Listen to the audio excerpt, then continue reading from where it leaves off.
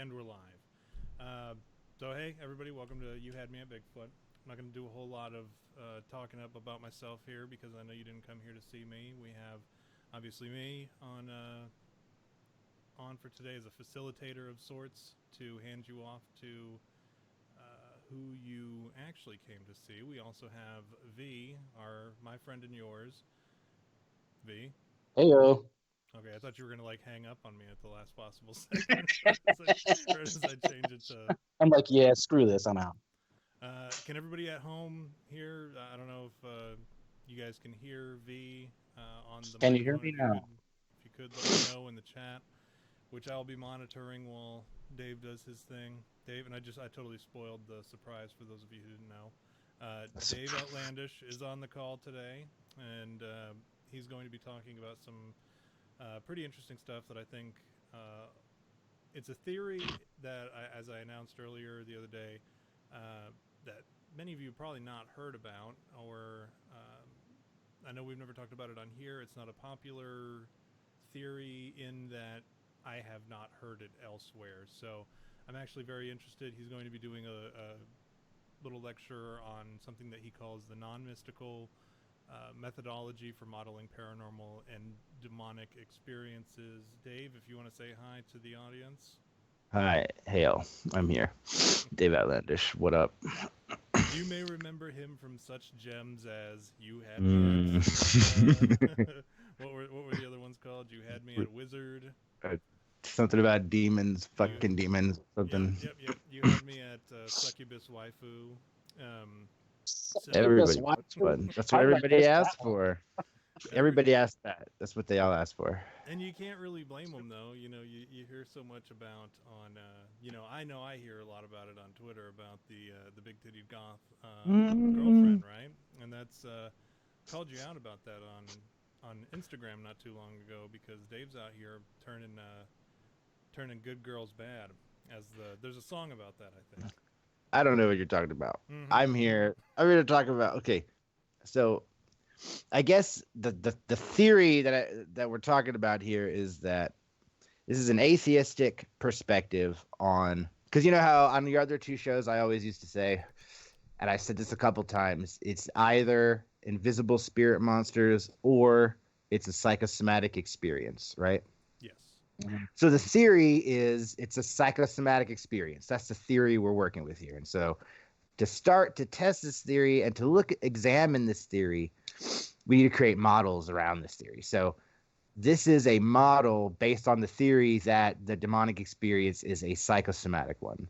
And this is a model that could be used to model and interact with the demonic, the paranormal experience. Not just the demonic one, but I mean, pretty much anyone that I've applied it to. Now, the way that I've applied this model and the people that I've been researched with is we've collected data accounts from people, and we've broken these down into constituent phases and stuff. And I've been writing about this. There are a couple of articles that are coming out, magazine called Five of Swords. And I've been publishing these articles about it. And so this is kind of a culmination. Now, I was going to say, are we able to distribute that literature? I know I've put it out on Twitter. It's a free PDF whenever it comes out. I'll link it through my social media and I'll link it to you so you can link it out through yours if you want to. Next one's going to be in the comments. Yeah, I'll put it in the description as well. So next one will be coming out on, I think, the 1st of January, if I'm aware, and it'll have part of this stuff in it as well. I mean, both of those articles are like 2,000 words, something. This is not that. So this is kind of a an amalgamation of that information kind of presented with trying to kind of sum it all up. I see you, Tom. I had to shot. You know what happens is and this is the thing. I like when Dave talks, so I don't want to interrupt him. As much as I can avoid it, I try to avoid it. But we have to do the shot at the beginning of the show, and I totally forgot because I was so excited to get Dave rocking and rolling on this. So I had to sneak the shot while he was talking, and I put myself on camera just so that nobody would be like, "Hey, you guys didn't do the shot at the beginning of the show." Fuck it, we're ready to go though. You got to do your rituals. Exactly. Okay, so I made a PowerPoint presentation for this because I needed something to keep myself on track, right? Both of us, And we are both guilty yeah, I mean, of clearly, the my brain is- inability. We're already 25 minutes into since I started the All exercising. So no, like three minutes in. So go ahead, Okay. Dave. So I guess a non-mystical methodology for modeling the paranormal experience. The idea behind this is this does not include the supernatural. Okay. So if you want to put any of these slides up, then this one. Okay. So what we're talking about here is this sounds crazy, but bear with me. Nested pseudospaces. Okay. Now, a nested pseudospace is this. There's close your eyes and imagine a box, right? Now the space, quote unquote, that box is in is a nested pseudospace, right? Because it's not actually a space. It's not actually space. There's not distance between the edges of that box that you're imagining. But it is like space in that you're imagining that there's distance between the edges of those boxes, right? Now, so to talk about this type of not space, we need to talk about what is actually space. So this first slide is talking about in space, noumenal space. Now this is about, we're talking about Kantian stuff here, but most of Kantian shit I will throw in the toilet. But I'm going to use this metaphor of the noumenal space and the phenomenal space, right? So in this first slide, we have the noumenal space. And this is talking about actual, real space, right? We're talking about atoms, molecules, electrons, these things that are interactive, right? Right. And do Your me brain. a favor, Dave. Not for the people at home, because actually, like, a lot of these cats are like really well read, and they actually have a better vocabulary than I do. But for guys like me who are functionally, I don't want to use the word retarded, but Yeah, Don't use the word retard. No. but I want to say, like, I don't have the same vocabulary that you have, and so some of these words that you use are a little bit above my. They're way above my head. I'll be honest. There are some words that I just don't understand. So if you could, for some of the words that specifically aren't common terminology, maybe just throw out a quick little brief definition, just so that I'm on the right page as you, because I want to. Okay. Sometimes I get lost when we have our conversations, and I just don't have the heart to ask you, what So does if the we're word blah blah blah mean? noumenal, I guess specifically if we're talking about noumenal, this is the word that Kant uses. This is Kantian terminology to talk about objective objects, right? And your brain, right? Now, on the next slide, we talk about phenomenal space, right? So the difference between the noumena and the phenomena of an object is the noumena of an object is like the amount of atoms that are in it, right? The phenomena of an object is what color is it, right? Because color doesn't happen until light bounces off that object, hits your eyeball, goes through your nervous system, hits your brain, and then is interpreted as whatever color it is, right? So here we have two different types, noumena, phenomena. What we're talking about now is phenomenal space, right? So as this slide shows, phenomenal space is represented in this visual as the little gray circle around and surrounded by noumenal space, right? And this is not a real space. I'm not suggesting, right? I'm suggesting that it just acts like space, right? Now you can go to the next slide if you need to. Now in this pseudo space, right? This is constructed by your brain, and your brain is a chemical engine, and other areas of your physiology probably construct this as well. And within this space, chemical information like all the specific neurobiological functions are converted into an interactive context, right? Now, when you think about anger, right, your experience of anger isn't an experience of a chemical, right? Your experience of anger is thoughts, it's emotions, it's a whole experience, right? So the difference between the actual My anger is an experience, all right. When I get angry, Yeah. man, it is an experience. or anything really, like you like imagine again the box, right? Imagine again the box. So when you're imagining the box, the chemicals in your brain and the neurons firing in your brain that are directly associated with your imagining that box are not in the shape of a box. They're not a box, right? So there's a step between there, and this is what I'm talking about, is that phenomenal space, not only that, like not only the box, now pan out. Look around the room. Look at everything you're looking at. All that is a phenomenal space, right? This is a hallucinatory control scheme that your brain is producing all around you.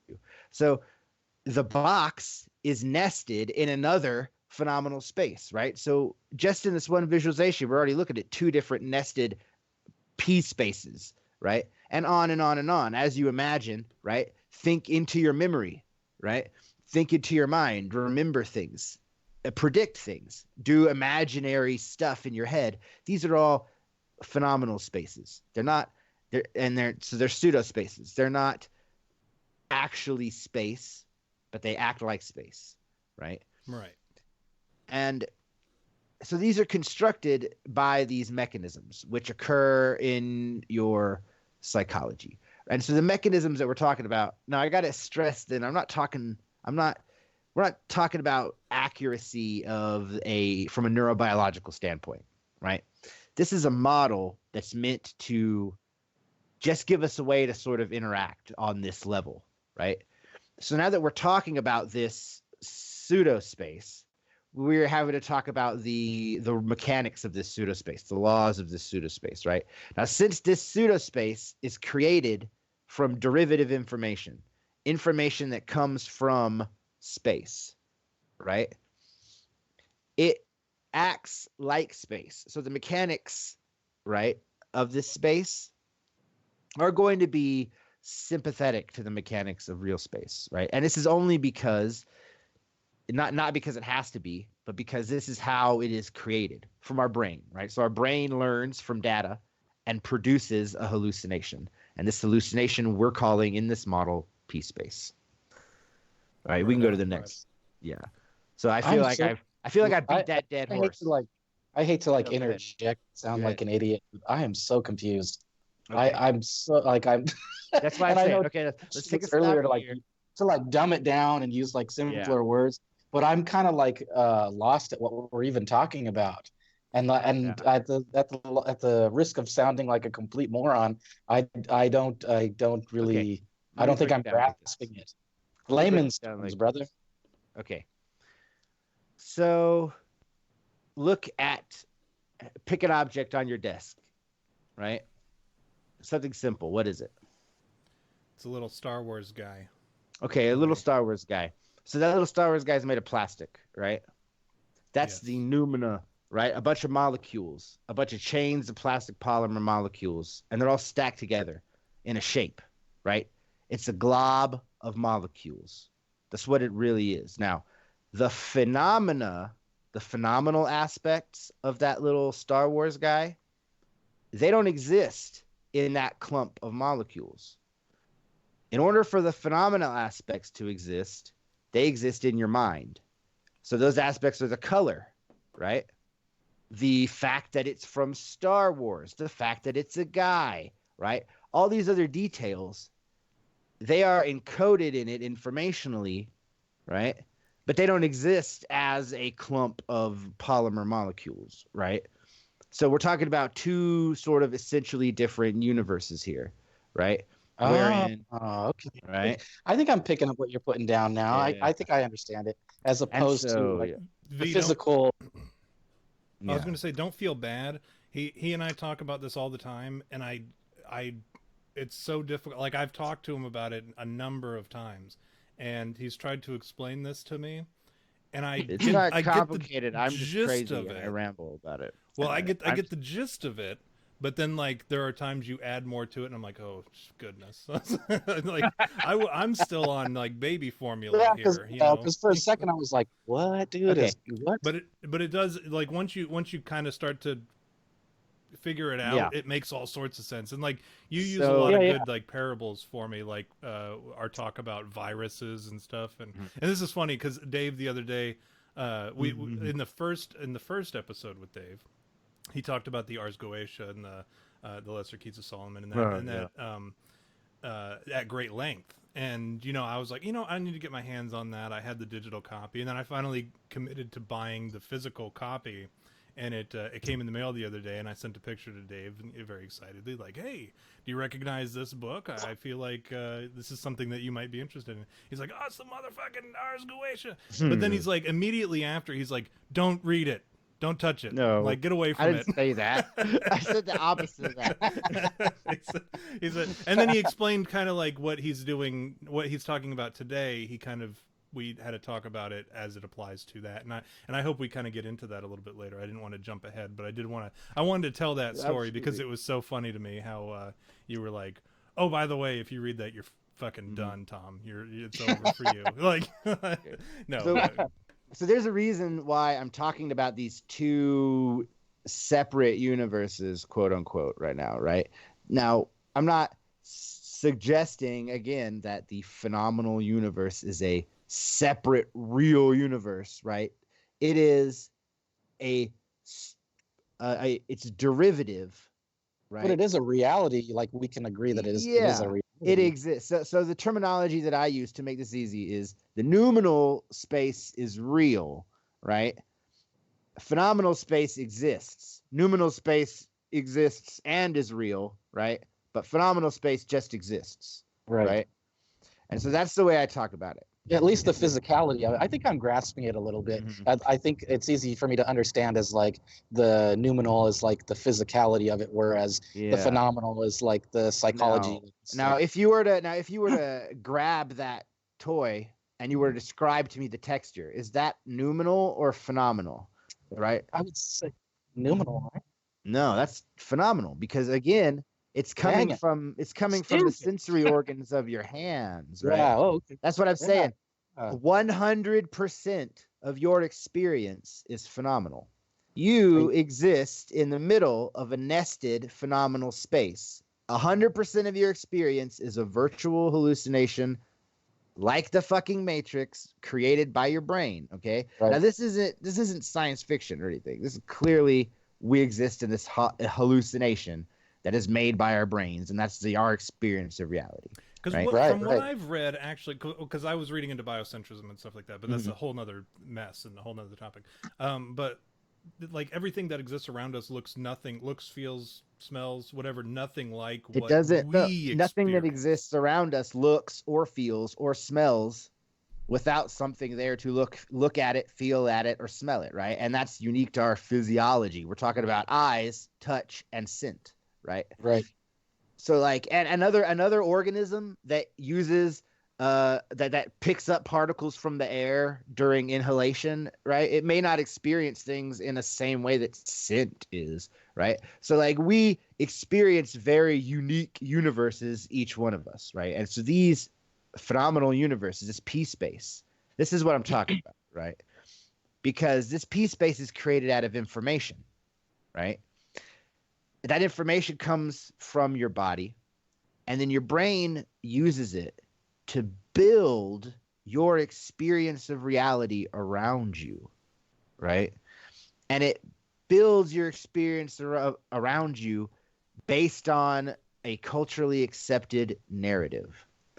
Now, you're trained from childhood, from the first time you open your eyes, right, to make judgments about the information that you perceive from your senses.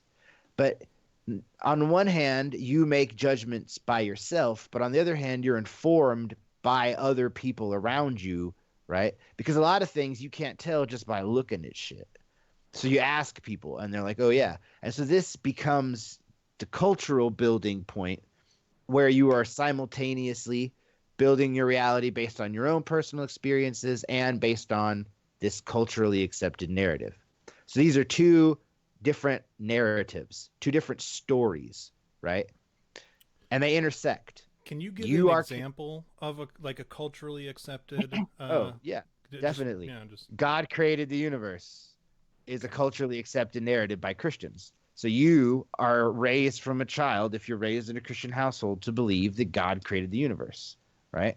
And you accept that to be true, right? So the version of reality that your brain is constructing includes the information God created the universe, right? Now, God created the universe isn't a piece of information that exists in a vacuum. No piece of information exists in a vacuum, right? So that's where we go to we can start moving on to this other slide here and talk about mechanisms, right? So none of these pieces of information exist in a vacuum. They all interact with one another. And that's the interesting thing, right? If I see a picture of a girl, right? And then I see another that picture gets put into my mind somehow as chemical, electric, neurobiology, right? But then if I see another picture of that girl, right? And this picture totally changes my perception of her, right? Then somehow that neurobiology impacts the other chemicals, and it changes the way that the other picture, and it changes the way I perceived that other picture, right?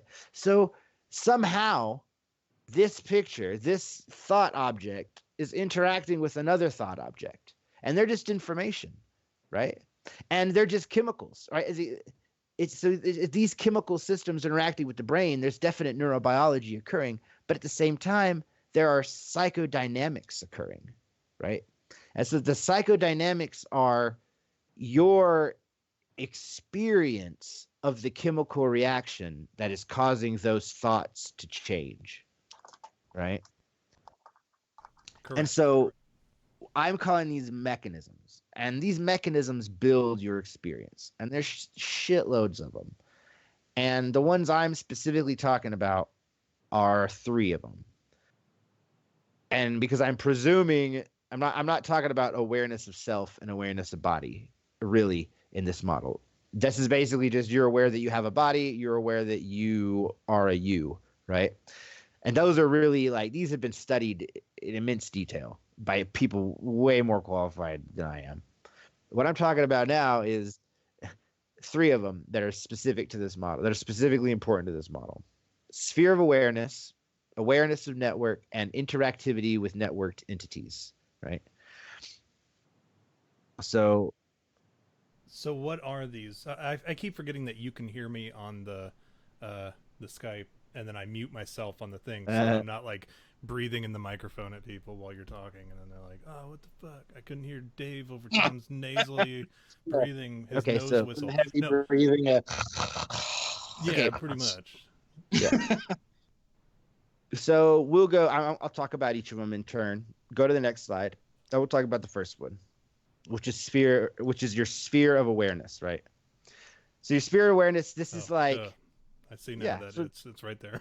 It was in front of me the whole time. Now I feel like So this is your personal bubble. This is not just your inner sphere of awareness. This is your whole experience of reality. This is basically like the game world that you're playing in, right? Your sphere of awareness is the hallucinatory projection that we're talking about. And at the center of it, quote unquote, because it's not a perfect sphere because it's not actual geometry. This is pseudo geometry, right? It's like a sphere. Right? It's like the grid on Tron. Yeah, right. And at the center of it is your self. And the bounds of this aren't limited.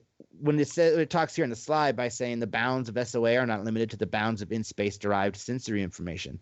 What we're talking about here is that you could close your eyes and imagine that you're in a park somewhere. And your sphere of awareness will shift dramatically, right? You'll still have your sphere of awareness, but you'll have a nested sphere of awareness that is in another location that may not even exist, that you're totally simulating. You know, it's kind of weird and kind of along the lines with this, and like the way you keep saying a nested a nested awareness and like a thing within a thing. So like I had a dream, and I know it's stupid to talk about dreams, but like dreams are important. That's what we're talking about here. Okay, well then good. Then I guess we're on the right track. I guess I was listening then. Like, you are. You didn't even know it. So no, I'm just again. I preface this whole conversation with the understanding that I'm not very bright and I have a hard time keeping up with you. I had a dream one time that, let me actually kick it to my screen because I talk with my hands a lot. But I had a dream one time where I'm very claustrophobic. So in this dream, I was in a room and like I had a panic attack in this room, and it was because I was in a room that was locked inside of a warehouse, inside of this city or whatever it was, inside of a world that was inside of my, and then I realized it was one of those, it wasn't necessarily a lucid dream in that like I could do stuff within my dream, but I was aware that I was dreaming. And then I realized I'm in a dream inside my head, and like I got so claustrophobic I woke up in a cold sweat. And I was like panicking. So like when you talk about a nested pseudo space, right? Is that kind of okay? So I got news for you. You are in a tiny little box, right? This is your life, man. That was your meta. Your dream was so meta that you were like dreaming that you were dreaming that you're dreaming, and here you are dreaming. Inception. You were in a dream within a dream within a dream. Yeah. Orlando Bloom give me a running by in the background on the ceiling and shit. Was that Orlando Bloom? Was he even in that movie, Dave? Dude, I don't know. I don't know. It was Orlando Jones.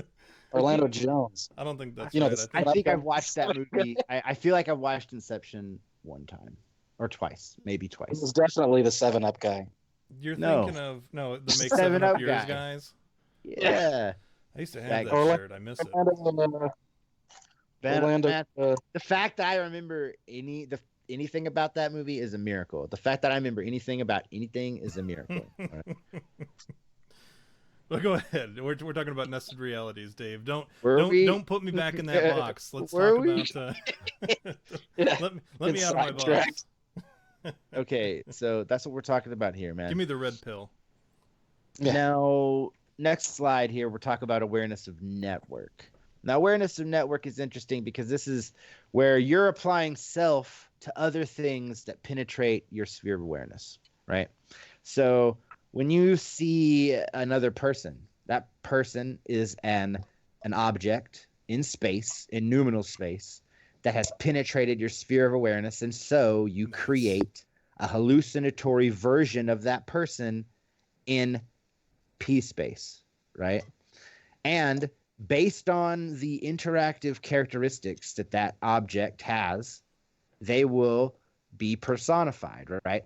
So if a dog penetrates your sphere of awareness, dogs have a high amount of interactivity, so they are personified, and we talk to them like they're people most of the time. If a rock penetrates your sphere of awareness, it has a low degree of interactivity. Can we talk about how much you're using the word penetrate? I like it. We actually just lost our PG-13 rating. We're now at an R rating. If a clown penetrates your sphere of awareness. Well, let's talk more about my sphere. Penetrate your sphere getting penetrated by a dog. There are a lot of things that can penetrate your sphere of awareness, buddy. Let me tell you. I think Dave is hitting on you. I think that's what's happening here. I'd be honored. The point is that the more interactive characteristics they have, the higher chance you are to personify them. So what we're talking about here is we're going to add, so this is awareness of network, right? So you're aware that these are a thing that can be interacted with. So the more interactive they seem, the more likely they are to be personified, right? So that rock, you're not going to personify it. But if I draw a face on that rock, you have a higher chance of personifying it. And you're still not going to actually be convinced it's a person, but the effect is noticeable even just by drawing a face on a rock, right? So we do this to any object that enters. You like that better? Does that not make you uncomfortable? That comes inside. Anything that comes inside your sphere. Anything that enters, anything that stuff. It was pretty good too, I have to admit. Okay. anything that moves into this sphere of awareness gets this treatment. So next slide, we'll talk about the interactivity with networked entities. So this is when you start. This is performatively. This is talking to things, right? So this is when you start communicating, gesturing, talking. This is when you do this with things that have a high enough level of interactivity, but to be honest, it doesn't even have to be that high because we talk to inanimate objects all the fucking time, right? Like we talk to anything that looks like we could talk to it or that interacts with us in any way.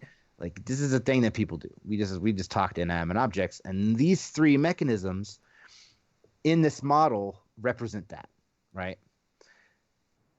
And so with these three together, what we're talking about is anything that penetrates the anything that penetrates the sphere of awareness, right, will become personified and will present the capacity for interaction. Now, so like I just want to be clear on this. Go ahead. What we're talking about here is like inanimate objects that you can make out to be like humans, I guess, or like or people-ish. Humans that enter the reason that you think a human is because you're applying your sense of self to this other object, right? Because right. Yeah, and so you're being sympathetic, right? And so this is the whole transference, man, right? It's a big deal. But we're only humans because someone told me that we were humans. Yeah, I mean it's a big deal that we do that to ourselves, and then we not only to ourselves, but to basically anything else that we see, right? Based on how interactive it appears. Right. And clearly it doesn't matter if we don't know it's interactive, because people talk to their fucking machinery all the time. You know what I'm saying? We know that it cannot hear us. I read something the other day about a guy who bumped into a mannequin, and then he said, "Oh, I'm sorry, I thought you were a person." And then he realized he was still talking to a mannequin, like because he thought it was a person. You see, so I mean, when we're talking, so the point is that these are unconscious mechanisms. We don't do this shit on purpose. This is how our cognition operates while our brain is building this hallucinatory experience around us, right? And to make it easier, we get these prompts to interact with other things. Now, it's really important that we engage other things that penetrate our sphere of awareness, right? Because those things can want to kill us. They can want to eat us. What do you mean by like prompts to interact with it? Can you elaborate on that? Prompts, right? Like you see a face, it feels like a personish thing, right? And we want to see faces. We construct faces, a periiodia, right? So we construct faces out of random patterns, right? Because identifying interactive features is part of that step awareness of network. Is that like when someone finds like a Jesus's face in their toast? Absolutely. Like, it's Jesus in my toast. It's something interactive. That's Gee Whiz. That's out of a random pattern. Yeah, Gee Whiz. Joel Gee Whiz. Yeah, because pattern recognition is how your shit works, yo. Top down pattern recognition.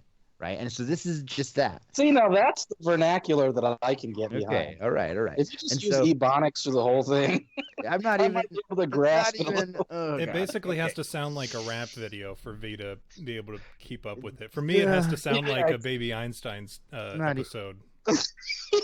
Exactly. Hopeless. Okay, so let's go to the slide about we're tracking. The next slide. Yeah. Okay, so psychogenic / esoteric objects in P-space. That's a mouthful, right? But the whole thing has been a mouthful and penetrating and et cetera, right? Innuendo alert. So this is what I've been talking about this whole time, though, is that P-space is built of information. And so when we talk about this information, we're talking about esoteric objects, right? So I'm going to use the term esoteric object to refer to a bunch of information that is contextualized in P-space. By contextualized, I mean it's all connected to each other, right? The cup. What's a cup for? A cup's for drinking. The cup's made of what? The cup's made of metal. The cup's what color, et cetera. All this information is contextualized around the concept of the cup, which is an in-space object, right? So you have this in-space object, and then you have this cluster of P-space information that creates a P-space object around, right? And that P-space object is what we are actually interacting with until our meaty bits touch the metal bits of the cup, right? But meaty bits. yeah, but what we're actually so the control interface creates an esoteric object that to us is a stand-in for the metal bits of the cup, right? And all the information that surrounds that object. Now, picture a cup in your mind. You're creating an esoteric object without a numinal space object to base it on. There's no cup in front of you, maybe there is, maybe it's full of alcohol. But the point is that if you're imagining this imaginary cup, there doesn't have to be a cup in front of you. So this is an esoteric object in that it only exists within the self, right? Correct. And it is created out of contextualized information, right? And so when an object enters your sphere of awareness, you start applying these mechanisms to it, interactivity, right? And even if that object doesn't have a numinal space attribution to it, right? So even if there's not an actual cup there, you create a virtual cup with information based on an actual cup, right? And so this is an esoteric object. In my P space here, I'm imagining, right? What does the world look like without human input, right? Or reception. So for whatever reason, I imagine like a white, like all white or gray. It does colorless, right? Because it's no color or we're not seeing it or whatever. And then like you're just stumbling around, and then all of a sudden you come across, and I'm thinking of a cup, right? Because you're talking about cups. But you stumble across and you find this cup and you feel it, and then all of a sudden you've got like, it's almost like a cartoon where it's just that white nothingness, and then all of a sudden you come up and then you've got a cup in your hand and you're like, oh. So, like, is that what the world looks like? Or is that what the world is? I forgot to change the screen. The world is like is the world just like a white nothingness until you come across whatever it is that you're on or that you're at? So the best way that we have discovered to actually objectively talk about our world is mathematically, right? Because we can break it down into a single math. So we could use math to talk about the noumenal universe all we fucking want, all day and all night. But math doesn't translate over into experience. If I give you the mathematical formulas associated with the fucking physical characteristics of a cup, you would still have to create a virtual object in your mind using that information, right? And you still have to imagine that cup if you wanted to experience a cup from it, right? So just the noumenal part doesn't create experience. Experience is all in the mind, made of these esoteric objects, right? And they're only, and we interact with them, like we share stuff, right? Like, for instance, in our physiology works similarly enough, and our cultural narratives are close enough that we experience most things coherently with one another, right? If we look at a cup, our physiology is similar enough that we're going to pick up the same phenomenal characteristics of that cup. We're going to see the same color. We're going to see the same, all these kinds of things, right? We're going to feel the same textures. So do you think that like we as human beings are like inclined, or just beings in general are like inclined to like automatically think, like, for example, like, I don't know, and this may be off topic, but for some reason, every single time you mention cup, I keep thinking about the two girls, one cup. For some reason, it's like it just every time you say cup, that keeps popping in my head. Do you think that's like listen, is that like an inclination? I am not a scientist, and I am not a psychiatrist, and I can damn sure I'm not going to psychoanalyze why you think about scat porn videos every time I say the word cup, which is perfectly innocuous compared to all the other shit that we've said in this. Is that scat porn? I thought scat porn was when they like are actually they're doing the deed on someone. Simulated. They were like eating it I mean, It I don't still know. counts. I think it still counts because the actual is like scat Nor am I a is a porn verb, expert. but it's also a noun. So Oh, okay. I see. Yeah, good yeah. points. Yeah, fair enough. This is not my job. Okay, continue. But so as far as like I said, I'm not trying to treat people. I'm not a psychiatrist. I'm not a scientist. This is a model that I use to work with the paranormal experience, right? So now we're Right. getting into how this applies. So an object in P space can exist without a thing in real space to directly associate it with, right? And so now you can go to the next slide. This is why it took 10 slides to get to this one acronym that is useful to me right now. Phenomenal space derivative entities, PSDE, right? So what is a demon, in my opinion? What is a spirit, in my opinion? What is a ghost, in my opinion? What is God, in my opinion? A PSDE, a phenomenal space derivative entity, right? So the dog is a numinal space derivative entity. The cup, a numinal space derivative object. If you drew a mouth on it and you started talking to it, you consider it an entity if it talked back, right? So the point is, but they have numinal components. They have a real thing. You are a numinal space derivative entity because you got a body. You got meaty bits. A thing without meaty bits that is still a thing is a phenomenal space derivative entity. But what right? if I'm inside my numinal? What if I'm in my P space? You know how like you can kind of so if like you imagine yourself, right? Mm-hmm. That's so then you're creating I would call this a phenomenal space derivative entity, and I would get into this further talking about the hybridization of your awareness of yourself and virtual selves that you create, talking about lucid dreaming and astral projection.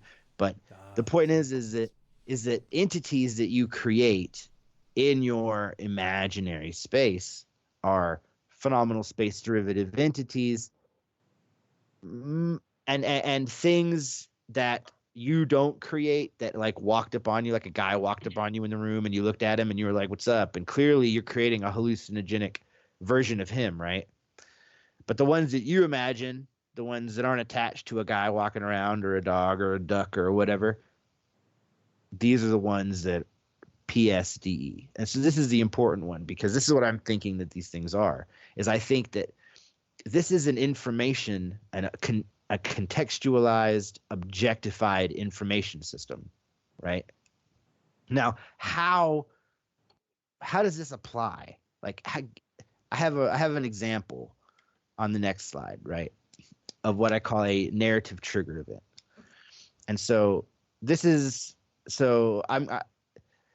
an example of one possible. Now, the way these things work, the way that this model is meant to be flexible, right? This isn't a hard causality chain of events type thing. These things happen over time. It creates a critical mass. It reaches a threshold when enough of these mechanisms have been put into place, right?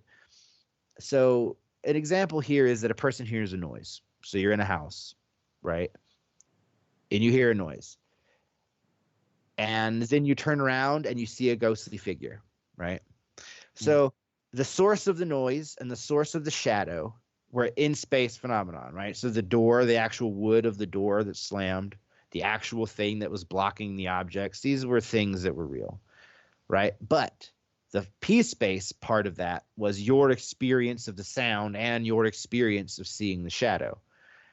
Both of those together become a PSDE. How does this happen?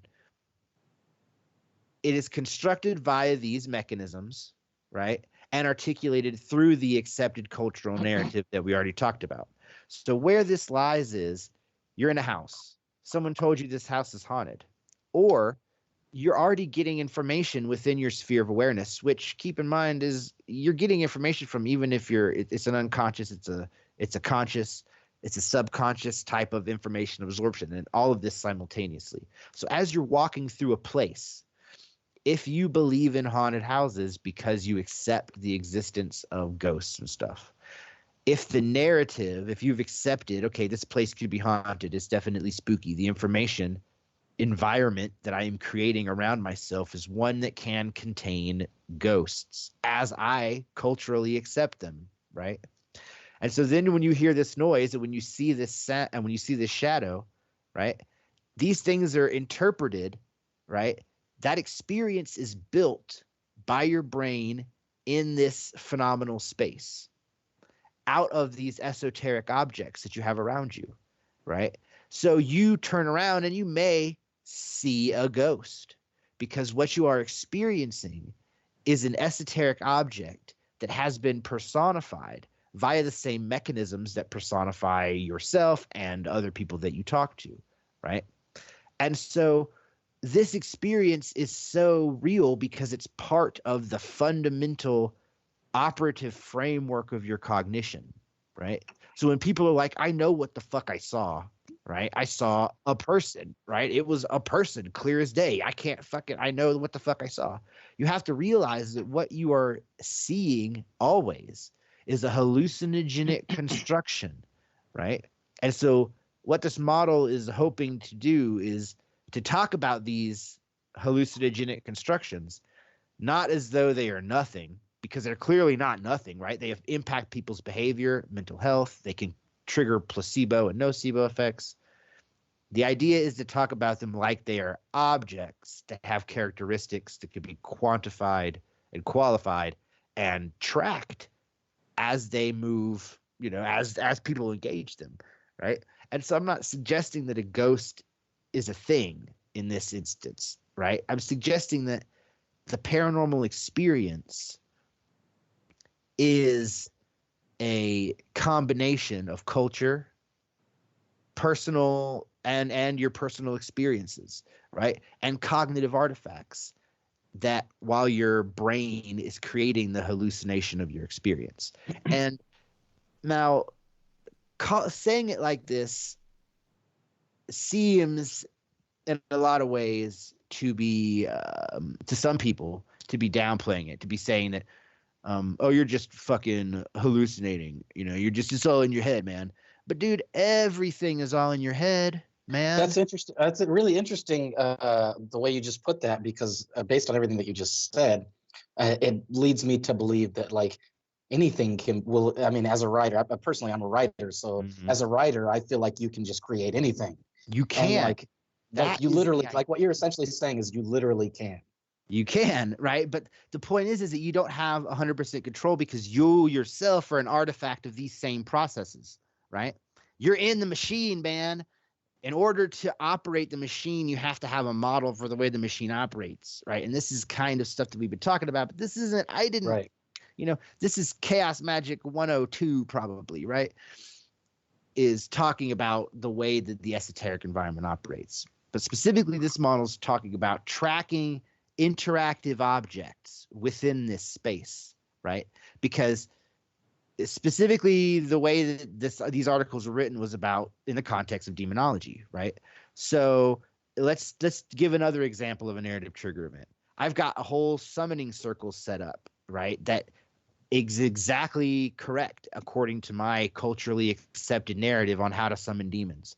I know all the characteristics about this demon. I know what he likes. I know what color he is. I know all this stuff about him, right? I have all this smoke in the room and I use all these effects to produce this total atmosphere, right? And I know as a Satanist, right, as a modern Satanist, I know that I'm not conjuring supernatural entities. What I am doing is creating an esoteric machine based on information, right, about this demonic entity. And then I am creating this esoteric machine in phenomenal space, and then I'm interacting with it because it is interactive. It has a program that it runs. When I ask it questions, it gives you answers based on its personality, right? Now, the degree with which these things are interactive, I call articulation, which is kind of a gradient of magnitude, right? Because some people can just kind of talk to this imaginary thing in their head, and it's not an extremely impactful experience. But some people will straight up fucking see shit, you know? And this really kind of depends on the person, right? There are a lot of things that contribute to a person's superstitious level, their willingness to dissociate or their need to dissociate, right? So there's a lot of things that can lead up to having a more or less intense experience, right? But I mean, so the idea is that these phenomenal space derivative entities are interactive because they have a script. And the more complicated the script, the more interactive they are, right? So ghosts they have a script that's based on a human, that's based on a person, right? Now, so these ghosts are relatively complicated, but at the same time, right? They have a lot of activities, behaviors. They walk up and down stairs, they walk up in hallways, they knock on doors and stuff. They look at people, they do things, and all of the stuff that they do, aside from moving stuff around, which I've never experienced telekinesis or anything, person to person, so I have to withhold judgment on whether or not it actually exists even. But of the other stuff they do, these are phenomenal. This is phenomenal information, right? Like, you don't have to actually have a person walking down the hallway for you to hear, see, smell, feel all of the stuff a person walking down the hallway. There doesn't actually have to be a person walking down the hallway for you to experience that, right? And so in the context of demonology, we are creating esoteric machinery to help us with things, right? So Dave, I got a and in the question context for of, go ahead. How does this all jive with people who collect, say, paranormal investigators who collect evidence, like an EVP, not necessarily the EMF, the K2, not that stuff. Even I guess even that stuff a little bit too, but also like photographs of the stuff that can't be debunked necessarily right off the bat. I just wanted to throw it all out there. So that I got you. Day with it. I got you. So that's a pretty good question. An EVP, right? And also photography, right? These things, right? This is a different type of information transfer than our eyes are, for instance, or our ears are, for instance. So on the one hand, they're not even like a camera is close to gleaning the same type of information that your eyes do, but not with the same type of apparatus whatsoever. An audio recorder in your tape recorder, it's still like your ears, right? It's an object, and then you play this recording thing back, and then you interpret a voice out of it, right? So what I'm saying is an EVP is no different than hearing that sound, because you still, once you play it back from your machine, have to then interpret it phenomenally. The picture is no different from seeing it, because you are then interpreting it phenomenally, right? There is no point at which you can examine evidence that you do not interpret it through the bias of your phenomenal landscape. So does it, from person to person, with like, I don't want to say group hysteria, but like the collective, what's the term for that? I know you know it. The term for like when you're saying cultural. What I'm saying is, and I'm saying that think about it like this, man. These things. So let's go to the next slide for a second, because I think that the next slide is going to talk about, and this is the last one here, right? This is psychodramatic feedback loops. Okay. So once you see a PSD, once you have encountered this entity, once you've seen a ghost, right, your life has changed, right? Everyone you've ever talked to who's had a paranormal experience, their life has changed pretty much, right? They've been like, or it's changed their behavior, right? I don't think I've talked to anyone who has not at least had a behavioral change based on after their paranormal experience. Well, yeah, because at a certain point you're like, well, then at that point you're kind of a believer. It's depending on the level of it, or you're like, well, maybe varying degrees of belief in the paranormal. And so these entities create feedback loops and they initiate feedback loops specifically. So I'm saying, what's the difference between just spooky ghost and demon and spirit, right? What's the difference between hallucinating Bob, who died last year, right, and having a paranormal experience that is interactive and meaningful and changes your life and is continuous, right? Because we're not just talking about people who get spooked by ghosts. We're talking about people who see the same demon over and over and over again for fucking years, right? And have consistent interactions with these entities. So once articulated, PSDs initiate a series of psychodramatic ritual feedback loops. I call these PDR, right? So PDR T0, PDR type 0 is the first one. Gratitude or blame, right? So we are creating associations between the PSDE and objects or conditions, right?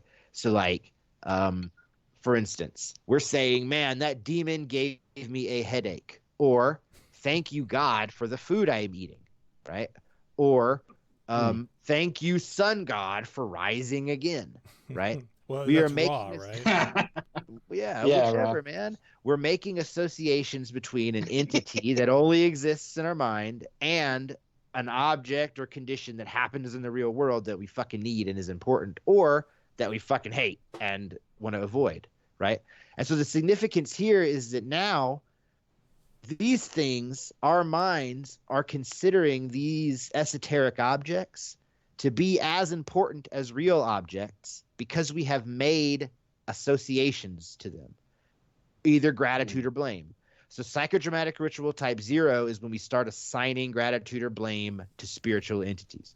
When we start, or like when we start being thankful to God, just be thankful to God. Or when we start, and this is the ground zero, because this is where it starts. Because if you think you're haunted, you're going to start blaming shit on the ghost, right?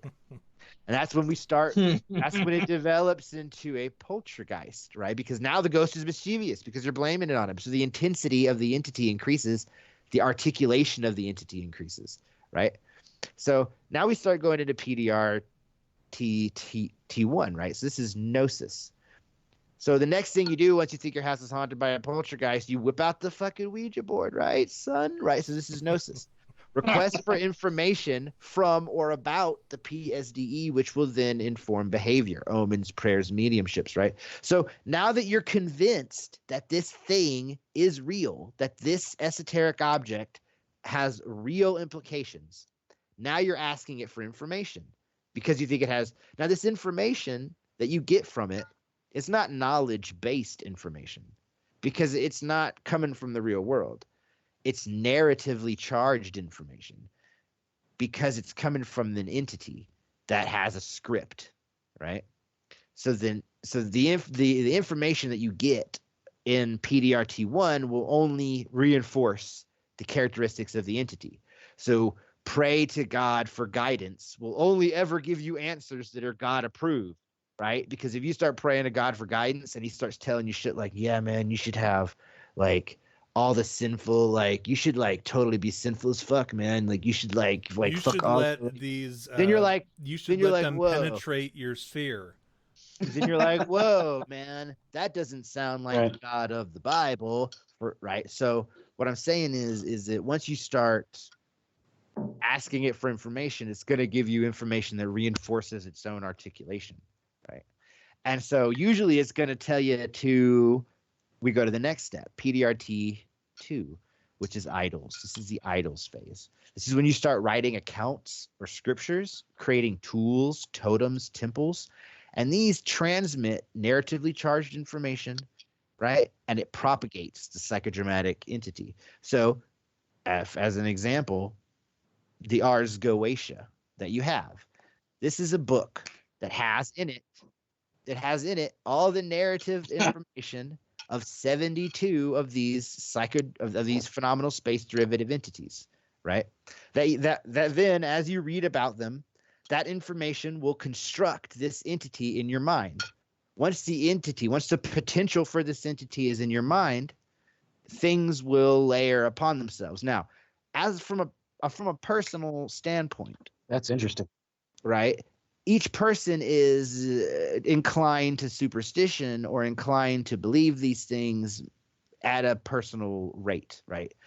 You'd have to know a person to know how inclined they are to start layering on these feedback loops, right? Because some people will just be like, you know, and then they don't let these systems create themselves. They just kind of dismiss it, right? Or they focus on other things. I think that's interesting. I think that's why I've never experienced any paranormal thing, is that's how I am. Well, I mean, and a skeptical mind, like I said, a skeptical mindset will easily break the feedback loop right at PTRT 0, right? Because you're never going to thank a thing for something it didn't do, right? Yeah, exactly.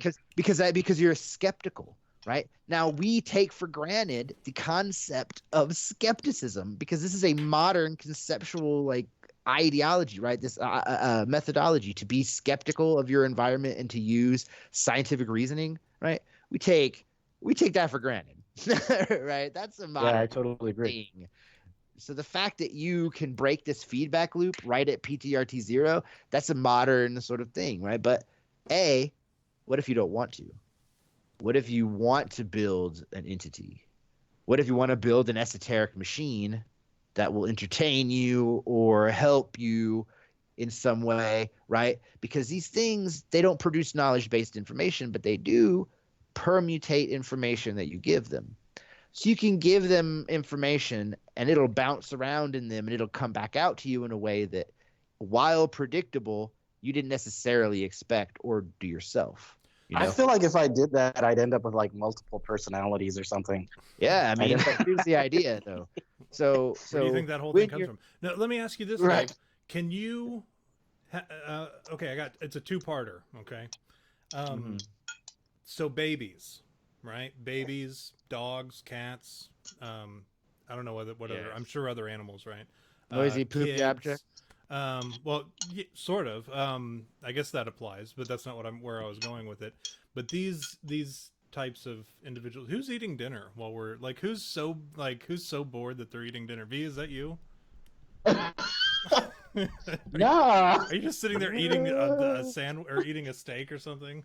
It's soup. I'm having soup. Okay. Oh, this Dave character, I'm so tired of listening to him drone on about pea space. I'm gonna eat soup. What a dick! What a dick thing to say.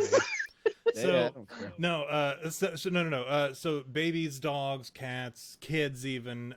They tend to be more. They see things, right? I mean, they see things that aren't there. And especially they have like their imaginary friends and stuff like that. Not so much dogs and cats. I don't know if they do or not. I don't know enough about the dog, the animal kingdom psyche.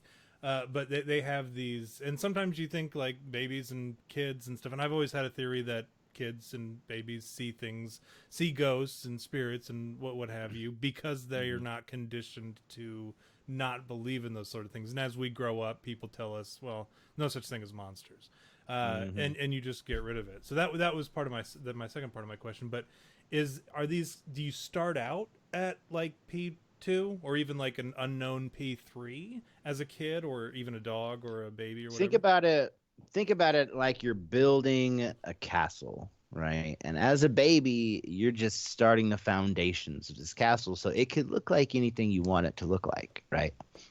But once you're an adult, you're already up to the tops of the towers, and the way your castle looks is pretty fucking fixed.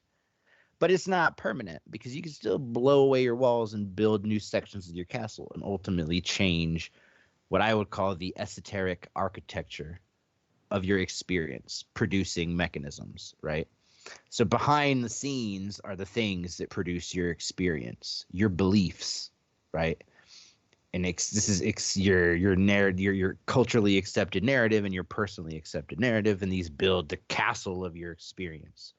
And as a kid, you're doing a lot of building, right?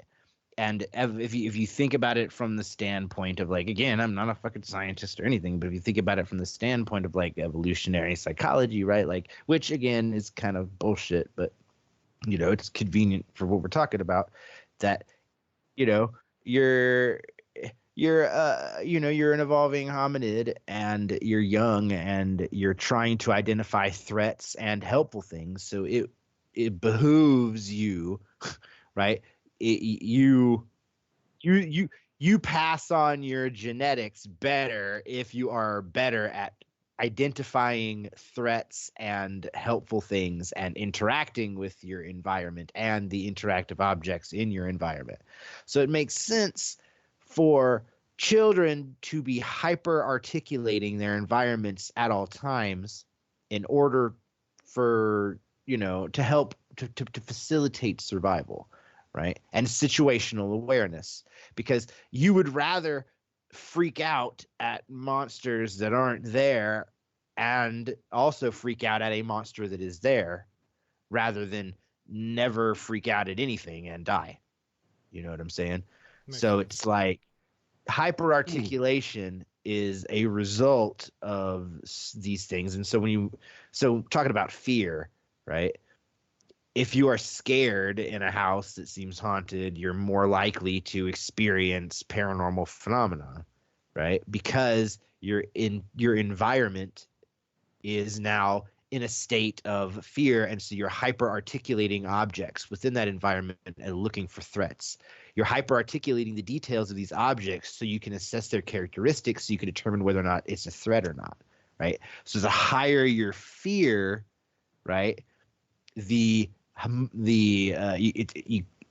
more likely you are to create an extremely believable PSDE, right? So that's why that's why demons specifically are interesting and easy to study, because written into the narrative of demons is a whole bunch of fear. And another reason they're easy to study is because written into the narratives of demons they were responsible for illnesses, right? And we could test that. And it turns out they're not responsible for illnesses, right? Well, yeah, and because so, you just have to drill the head and then you let the demon out. That's it. Clearly, no. I mean, once we got into germ theory and started talking about like much modern medical science cut up. Is that what they used to do? Is that what they did back in the day? They drilled you in the head to get... Yeah, really? And like bloodletting and stuff like that. You let out the bloodletting, yeah, with all the nastiness in it, and then you drill the hole in the head. That was one of the like they used to have the think it's also thing to screw into your head to let the demons out. I think it's also a misconception that every illness was demonic in nature. I don't think that's the case. I think that a lot of like specifically virus related ones, things that were really difficult to detect, right? A causality for mental illnesses and if the stuff. doctor couldn't solve the problem, it's so much easier to be like, where they're like, well, my brother is still sick, he's still coughing up blood, like, what's going on, doc? And then he's like, oh, it's a fucking demon, clearly. Like it's easy to pawn it off on somebody else. But now we know it's not a demon, and so that's a good data point there, because even though we know that illness isn't caused by demons, when we interact with esoteric machines constructed on the blueprints of ancient demons, it contains and creates nocebo effects connected to illnesses, right? So when you believe this is a demon of disease, you get sick a little bit, right? Sometimes there's a good chance of it if you actually genuinely believe it, right? So this data is encoded in the demons. Not because the demons are actually responsible for disease, but because the people who wrote the book thought they were. And that is the trick. That's what shows that their narrative construction is what leads into their characteristics, that they are derivative of the information that we write down about them and that we transmit about them to one another, right? And that's why demons are the one to study, because demons are associated with the scariest shit. So we're talking about hyperarticulation. Demons are associated with disease, which we know for a fact isn't true. So there's a data point that we can look at, right? Demons are supposed to give you all sorts of fantastical shit, which you could test these with demonic invocations, and you could find out that they don't. But at the same time, right, you will begin to connect synchronicities. So you could say, okay, I'm going to summon this demon, and he's going to give me riches, right? But what is that? If we look at our psychodramatic ritual types, right? Oh, I'm going to walk around and prime myself into psychodramatic ritual type 0. Oh my gosh, I got some riches. Or I have just inevitably come across something in the course of the spread, right? Boom. Psychodramatic ritual type 0, right? And now I guess that what it comes down to is what the demon's definition is of riches, huh? And that's what is contained within the narratively charged information, which is like the DNA of the entity. Now, so you worship this demon. This demon gives you stuff. You say, "Oh, demon, you gave me stuff. That's badass. What do you want me to give you in return?" And we usually create art. We go down to type 2. We write down stuff. We make books. We make poems. We write rituals. We create art in these demons' names, which then transmits the executive information about them into other people's phenomenal environment. Like a virus, the DNA of these entities is transmitted via our behavior because these entities are existent within the context of our cognition, right? The platform of their organization is our mind, right? And they hijack our behavior via these feedback loops to reproduce themselves. It's like getting an STD from them, huh? Yeah. That's what Dave said to me the other day. He said that demons were like the book. You said it was like a virus, is what you told me. It's was a spore. The term you used. Yeah. Well, I mean, because think about it like this: your body, how long will you last? How far will you travel across the temporal object? Oh man, like a couple more years, probably. Yeah. Right. Oh, yeah. Right. So you're like so you are moving. Your experience is moving across a temporal object. The past, present, the future. It's all happened already, right? So think about the time you spend in reality as the length of an object, right? Your specific, right? That's how much time you're spending on this temporal object. Because you're made of meaty bits, you don't last very long because you're squishy. You're a sack of fluids. Now, you're a cell. You're a bunch of cells. Now, the hard body of a virus is made of proteins and shit, right? The hard body of a demon is made of paper or wood or metal or stone. What is the hard body of God made of? Temples, right? And thousands and billions and trillions and trillions and trillions of pages with ink all over them, right? So the hard body of God is this massive inescapable mass. The hard body of demons, slightly smaller, right? But it's still the magnitude of these entities. That's the same, right? Now, how long will they last, though? How long will a pendant, like a stone statue of a demon, how long will that last? How long far across the temporal object will that move? And I can tell you that I've been to the Louvre and I've seen stone statues of demons that are 10,000 years old, right? So the hard body of this demon lasts so much further. It tracks so much farther across the temporal object that it's ridiculous. And along its way, it encounters humans with the psycholinguistic virus of consciousness. And in this psycholinguistic environment, it then propagates and it impacts people's behavior. And then these people they go through these 3 specific. Now, there are more feedback loops. I think eventually this cycle ultimately, if taken to its extreme, ultimately always culminates in violence, right? And philosophically, the definition of violence being the removal of choice from other people, right? I think ultimately all these psychodramatic feedback loops, these entities devolve into violence. But I don't think it's inevitable, because I think that, as we have seen, you can break these feedback loops and you can break the predatory aspects of these feedback loops just by injecting information into these cycles that is contradictory or neutralizing. So, Dave, I need you to did we cover we got everything on the lecture series, correct? Yeah, that's all the slides. All right, listen. Come clean right now, gosh darn it. Are demons real? Are they invisible flying monsters, or what? What's the deal? Give us an answer. Dude, immediately. I have been trying to answer that question since I was 13 years old, right? And what I could come up with is that demons are not real like a rock is real, right? But demons and other of these entities exist, right? They exist. It's an order of organization that hijacks our cognition, right? And I would hesitate to say that they are alive or real or organisms, right? But they're definitely systems, right? they definitely impact the behavior of organisms.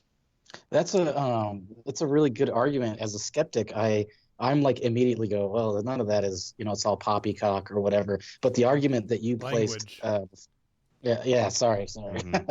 But the argument that you placed before me it's more. I'm more inclined to believe it just because I understand our concept of reality and like our way of creating things and like multiple realities, and how just like you've explained before, how you just make something in your mind and then that is a reality essentially. Mm-hmm. And like, if that's the case, then like anything that, as like I said before, as a writer, anything that I create in my mind becomes a reality.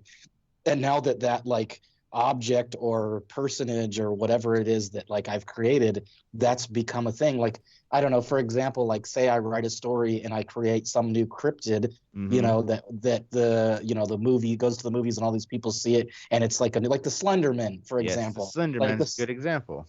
Yeah, it wasn't a thing until it was a thing. And now all of a sudden it's a thing. But now think about it. So what happens is the magnitude of this PSDE increases via the viral spread of this information, the creation of these new narratives, and then it played exactly down the lines of these psychodramatic ritual types. Right. And even ultimately devolved into violence with children stabbing each other in the fucking legs out, right? We talked about that. We had an episode where we talked about that. We actually talked about it with Dave, as a matter of fact. He briefly talked about it. We talked about the Slenderman being an example of group that was the thing that I was trying to remember the name of it. But yeah, the how it becomes a thing because we let it become a thing. Yeah, I mean, and also I think that putting it like that puts onus on us that we don't deserve, because let it become a thing is we unconsciously produce this phenomenon. This is a part of the fundamental experience of our existence. Like your personality is created in the same way, and you don't have the option to just unpersonality yourself, right? Like you don't have the option, right? So if you believe something, if it checks those fucking boxes, right? Now, not even that, but like think about placebo and nocebo effects. If you think about those as being measurable, right? And that's why we look at them. But other things aren't so quantifiable, but are clearly part of this fucking chain of events, right? Like the behavior. People who go through these processes and then start, why are you painting this picture of an angel? Well, because God told me to. Or why are you doing this? Why are you strapping your kid down to a bed and splashing him with water and starving him for days and screaming at him and beating him with this Bible? Well, because there's a demon inside of him, right? So these feedback loops create these events, and then all these events do is serve to propagate the information into other people, into other information environments, right? When you encounter an exorcism, that doesn't actually cast a demon out of anybody, right? How many people have been cured of how many people have gone to an exorcism and had the demons cast out of them and then never had a recurrence or a relapse ever again? It's probably super rare. Tom? Yeah, I don't know. No, I don't know. Like that's one of those questions, like how many animals have we not discovered? You know what I mean? Like it's a question that I don't. That's true. That's I get fair. it. I get what you're saying. That, it's a rarity, and I know that's a recurring thing. People come back and have to have repeated exorcisms, and it's not a one-time deal. It's a. Do they have Do they have like a stamp card where they get 10 exorcisms? You get 10 exorcisms for free. All right, this time we got topless priests. So like, Dave, do you feel cheated that you've spent all this time summoning demons and you've done all these rituals, and it turns out it's all just a bunch of malarkey or whatever? Not. No, absolutely not. I would disagree with language. that. I'm sorry. I would disagree with that entirely. Okay, no, that's what I'm trying to get. I want to dig a little bit deeper. What I'm looking for, from a theistic perspective, this requires a belief in the supernatural, that God created the universe or something, right? That there are invisible monsters flying around, that there is a kind of a space-time situation they have to pass through, that they have mass and energy and all these types of unexplainable things. When in this model, these entities are everywhere, right? The ones that we're specifically looking at are only the ones that are hyper articulated with very identifiable narratives, right? That specifically cause highly qualifiable behavior. So they're easy to track. Demons are easy to track. The other entities, they're super hard to track. And this is our society. It's everywhere, man. Why are people the way they are? What are these trends? What are the strange headless gods that are worshipped by the population that we don't know are gods because we're not God making anymore? Now we still make these invisible systems, but the narratives that we produce about them are no longer personified, right? We no longer create gods that act like people. Now we create gods that act like hyper efficient versions of whatever kind of concept they're aiming for, which is usually money. Let's not be wrong. Let's talk about corporations. Are corporations gods? I mean, yeah, a corporation can do anything that a god can do, right? A corporation has powers that they could change your fucking life. The Coca-Cola Corporation, they'll send assassins to your shit and kill you. You know that. You know what I'm saying? Like, because I drink Pepsi, they'll they're all fuck your shit show up, up at man. my door. Is Pepsi okay? Yeah. Hey, so my I have a point- question. I have a question for Dave Outlandish. After all the rigmarole that we just went through, I'm curious as to what is the goal of your research. So like, I am building esoteric machinery, and in order for this esoteric machinery to work, I need to be able to track esoteric objects, and I need to be able to interact with them in executive ways. Like, I need to be able to be like, okay, this is a demon. In this person's experience, I've identified it. Now I need to be able to change its behavior, right? Because in the short term, this could help create self-therapeutic programs for people who feel like they're under stress and harassment from spiritual entities, people who are like, I'm demonically possessed, like people who feel like they're, it could help people come to terms with traumatic paranormal experiences that are potentially impacting their behavior in antisocial ways, because they're like, oh man, it seems so real. Of course it does. You know what I'm saying? The only thing you ever experience is a faux reality, right? And also, here's a test. If it were an angel, you shouldn't be able to impact its behavior. But if you can do these, if you can break these feedback loop cycles and impact its behavior, then maybe it's not a cosmic, all-powerful deity. So remember the first time we talked, Dave, and I'm going to call you out. The first time we talked, I have to point at the camera to make sure that it's... No, the first time we talked, you said, I'm not such and such or something or other. And I said, oh, so you're not trying to develop the string theory of the paranormal. It sounds like that's exactly what you're trying to do. Hold on. Yes, that sounds like what it is. Okay. The idea is that I need to track these things, and I need to be able to make changes to them, right? Because if I can do that, then I can impact the biggest PSDE of them all, right? I can throw a rock at God, and I can make him flinch, right?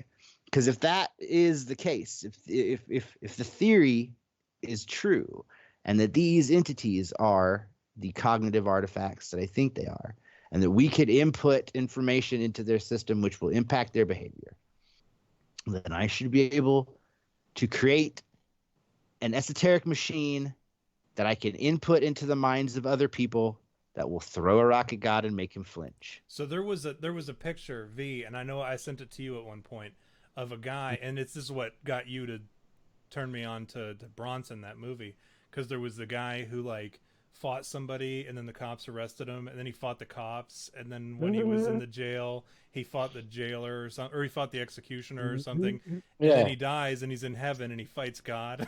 So that's what Dave's doing. Dave's trying to fight God. Okay. That's awesome. I'm on board. My daughter's being raised as a Jehovah's Witness, and I feel like she needs all the artillery that I'm making a knife for her, because if she needs to be able to pick it up and stab that motherfucker when she's a grown up, she needs to be able. She's, you know what I mean? Like, I'm just saying that I can't force this stuff upon. I'm not proselytizing to her, you know what I'm saying? But I'm saying that when I am building a weapon that plays. So you're basically like the evil villain in a cartoon. You're like building a laser cannon that you're going to aim at God. I mean, ultimately, but seriously, here. So in my, in this, it's like you can't just build one. You have to create the blueprints, so that when someone looks at the blueprints, it automatically builds the cannon in their mind, and then automatically aims it at God and automatically shoots him. Right. Well, essentially, that's what you have to do. You have to build esoteric machinery that does all this stuff step by step. Like, you have to all these psychodramatic feedback loops and more, right? Like, so what I'm designing here, this model is one model in many different models, part of an entire experimental process based on a theory that I had tripping on mushrooms, probably as a kid. When I was a teenager. Dave, what happens if you find God and you can't throw it? What happens if you uncover God and you find that you can't do these things that you're trying to do? What does that do to your belief? I mean, does that shake your belief? Does that no?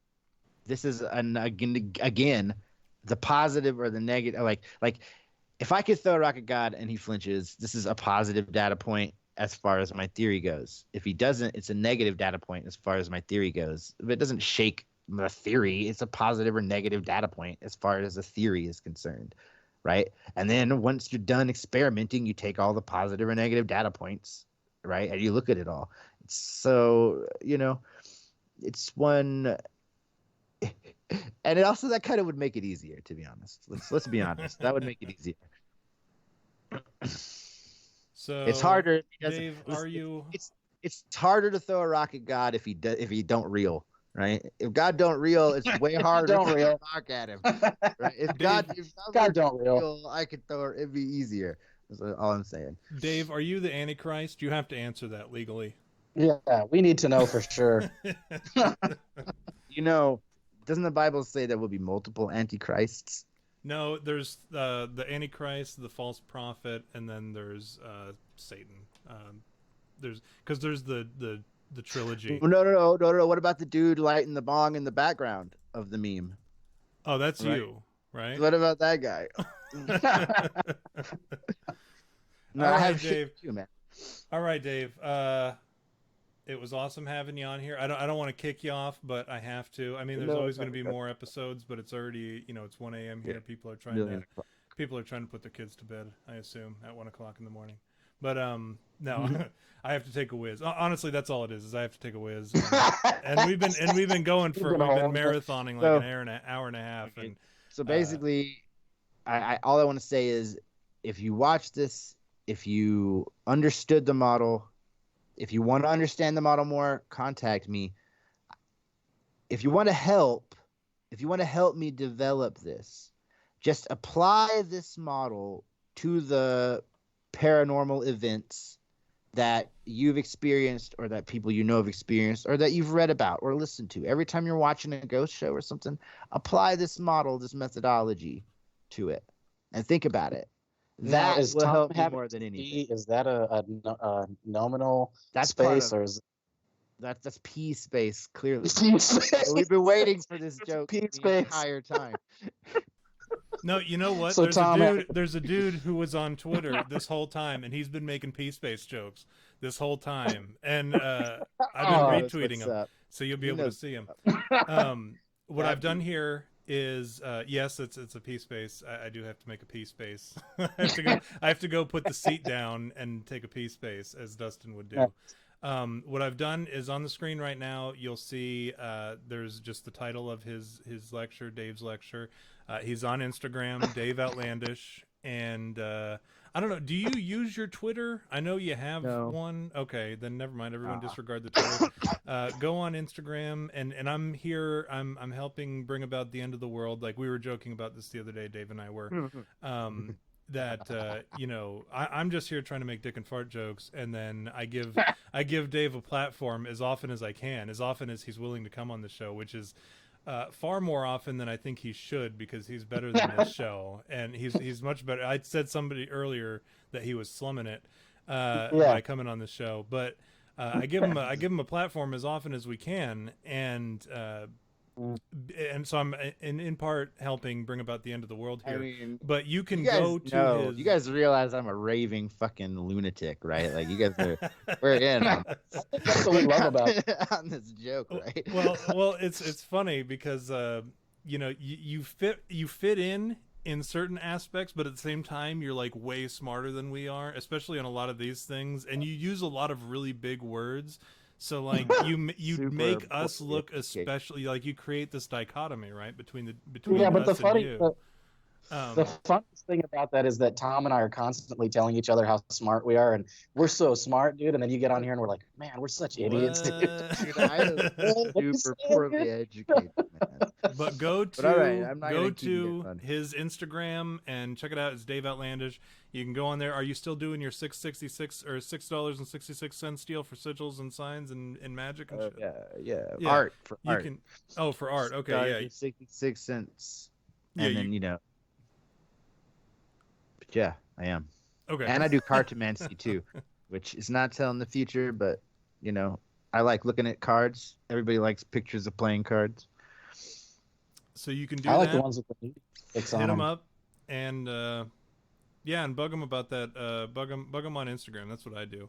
But at the same time, a gentleman asked earlier, Ryan asked if you thought, before we let you go, if you think Dogman and Bigfoot are actually demons. I think we talked a little bit about this last time you were on the show with Matt Squatch, and I think that kind of fits in, and correct me if I'm wrong, but it kind of fits into this whole narrative. You can actually apply Dogman and Bigfoot into this model, correct? Yeah, you could. I mean, if you like the model kind of, it starts with the skeptical assumption that there are not invisible spirit monsters or giant ape men, right?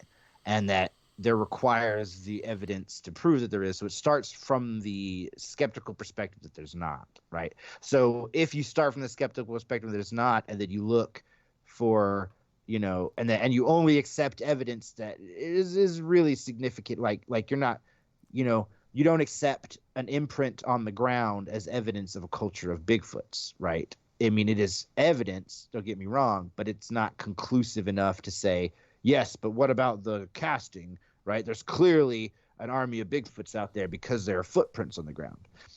There are a lot of things that could cause these footprints, and there are a lot of things, right? And belief that there are Bigfoots, right, can cause the articulation of PSDEs that are shaped like Bigfoots and act like Bigfoots and have all the phenomenal characteristics of Bigfoots.